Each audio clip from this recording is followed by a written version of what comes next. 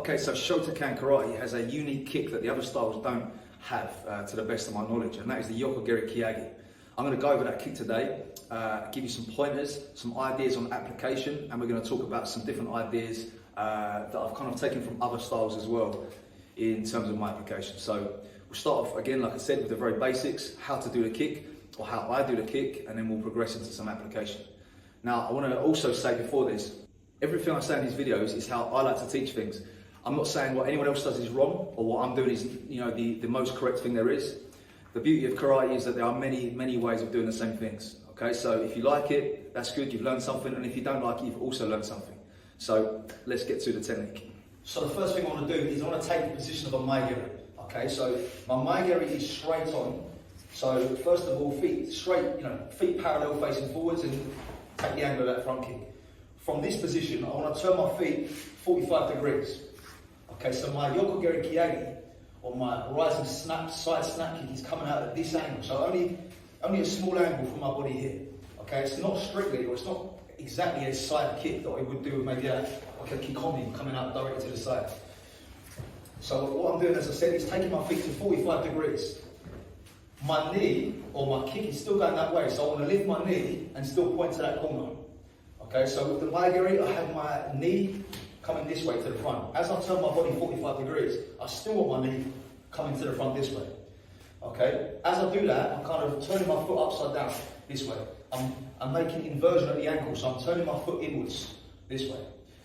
The contact point that I use for Yoko, Geri, Keage is the outside edge and the top part of my foot. Okay. The kick, as I said, is a rising kick. I'm using it to rise up rather than to kind of penetrate in as we would with a kikomi. So, again, 45 degrees, point the knee towards the target, this way still. Okay, so we'll look like this from this angle. Point it out to the side. Okay, here. My foot is inverted, and then from here, I'm going to pop my hip upwards. Hip pops up like this, and I'm snapping and coming back down into my reach angle position. So again, tuck the foot towards the target. It's only a small angle with the feet. I'm not doing too much of this. Here, pop the hip out. Okay, so here again, pop the hip as I'm raising into that kick. This way, pop, snap, and back down again. I want to avoid, and this is very common, especially in competition when people want to make the kick really high, the kick becomes like a mawashi geri and it ends up coming around like mawashi because the setup of the kick is not really designed to go so high like that. In order to go high, we need to turn our foot away and open the pelvis up as we look for a kikomi or a mawashi geri. So as I said, the foot is here, small angle, knee, pop, snap the kick, and down. The target areas for me are the groin, inside of the thigh, maybe into the hip joint as well. So the kick then is a low kick, okay? Older or traditional, classical karate doesn't really have high kicks. So if we're looking at kata and we're trying to understand what we're doing with these kicks, most of the time they're going to be low kicks, okay? Low kicks that are going to bring the head down, maybe to set other things up. So I'm going to go here with my partner. He's going to either reach out to grab me or maybe a punch or something. If he makes it a grab, I quite prefer the grab because as he comes forwards, he's kind of putting weight into it this way. And he's not in a rush to snap it back if he's grabbing me. Okay, so one more time. As that one comes in, I'll make my uraki, okay, which we have in most of the kata when this kick comes. From here, my kick's coming into the groin or low this way. As you see, as I make that impact there, his body shoots back, ready for the elbow to come in afterwards. Okay, because in Shotokan, but also in the other style of katas, in Shito and Wadaru, they have a mai geri in this position, and it always follows up with an elbow, or most often follows up with an elbow. The other version often is when you make a kick and then turn and make a Shito position behind.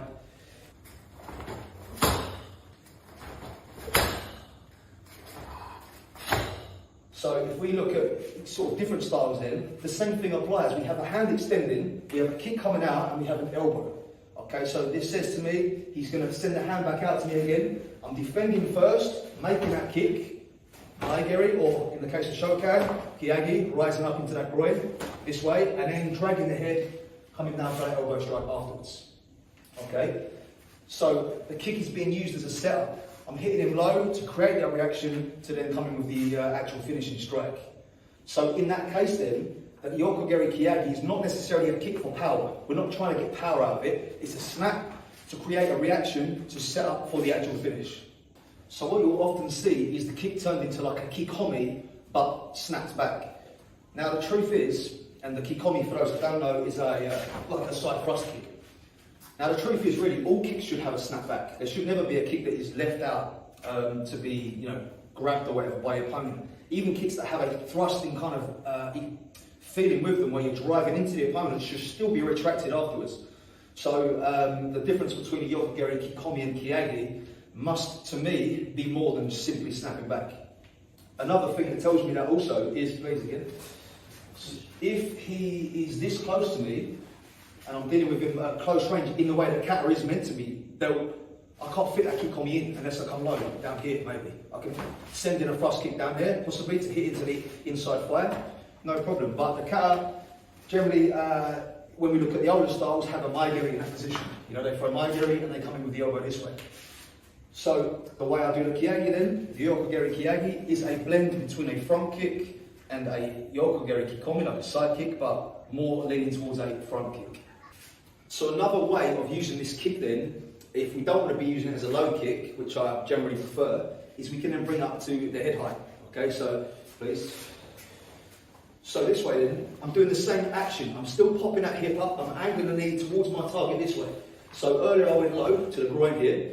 Now I'm going to pop it up and I'm going to hook it around a little bit more, like more of a uchi mawashi style kick. So it's here, rising, boom, into the target this way.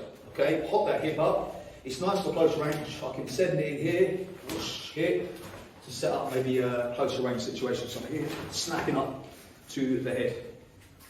So there's the Yoko Geri Keage in the way that I like to do it, and I like to teach it as well. So a couple of checkpoints then is I'm sending a kick off at 45 degrees in relation to my body. So in kata, when we have, say, a motion here and we're kicking directly to the side, this is obviously not 45 degrees. What I'm doing is I'm setting my body up. So then the kick does come out at 45 degrees from where my body is positioned. This is, in my opinion, better for the knees, for the health of the knees, because we're not kind of kicking over off a knee that is unstable, and we're setting the knee up correctly and the joints are all lined up as they kind of want to be.